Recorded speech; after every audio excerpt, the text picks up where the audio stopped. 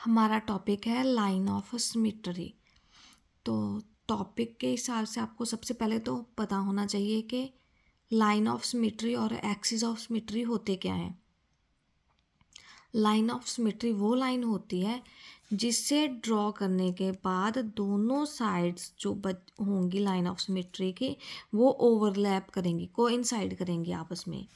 अब देखो इस फिगर में अगर हम इसके सेंटर में से लाइन ड्रॉ करेंगे तो क्या होगा, ये जो साइड है ये इसको हम फोल्ड करेंगे तो ये दूसरी साइड के ऊपर कोइंसाइड करेगी।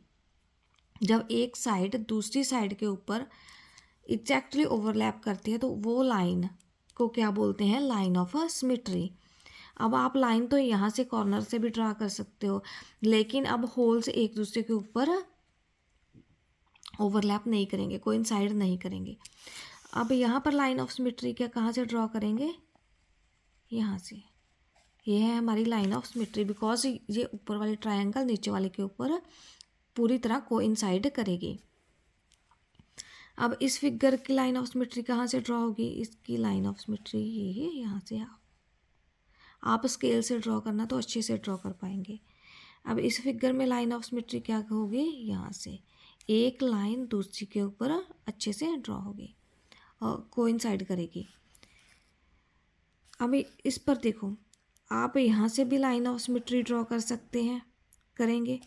और अब कहाँ से, यहाँ से भी, क्योंकि ये वाली साइड इस साइड के ऊपर ओवरलैप करेगी। और आप यहाँ से भी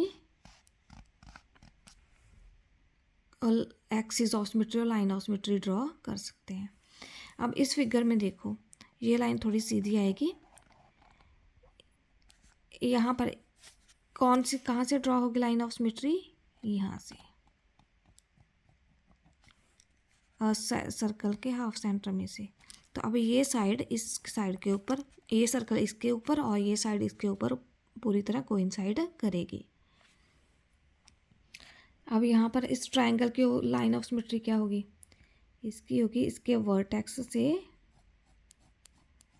हम लाइन ड्रॉ करेंगे तो ये साइड इस साइड के ऊपर ओवरलैप करेगी। अब यहाँ पर इसकी लाइन ऑफ सिमेट्री क्या होगी, यहाँ पर ऐसे। तो क्या होगा, ये लाइन ये साइड ट्रायंगल की दूसरी साइड के ऊपर कोइंसाइड करेगी। ये था हमारा कॉन्सेप्ट लाइन ऑफ सिमेट्री।